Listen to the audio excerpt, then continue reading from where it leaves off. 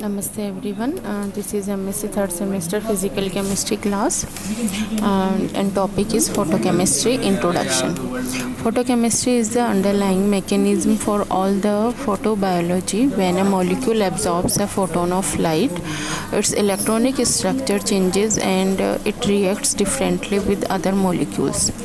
The energy that is absorbed from light can result in photochemical changes in the absorbing molecule or in an adjacent molecule. The energy can also be given off as heat or as lower energy light, that means fluorescence and phosphorescence, in order to return the molecule to its ground state. Each type of molecule has a different preference for which of these different mechanisms it uses to get right to absorb photon energy. For example, some prefers fluorescence over chemistry. Now we discuss about the basic law of photochemistry.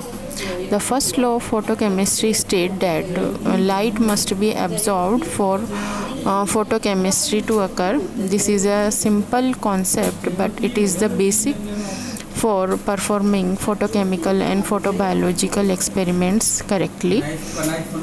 If light of a particular wavelength is not absorbed by a system, no photochemistry will occur and no photobiology effects will be observed, no matter how long one irradiates with that wavelength of light.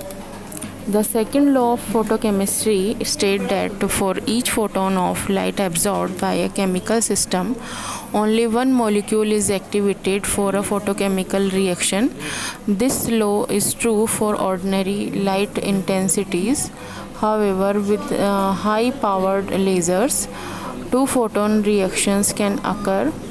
The molecule is raised to a higher energy state than produced by single photon absorption. The next law of reciprocity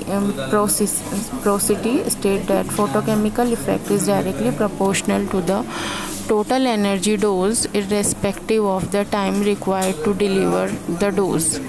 This law is true for chemicals in a test tube, but the response of cells to radiation usually involves a sequence of interacting biological reactions, making a linear dose of X time relationship highly unlikely.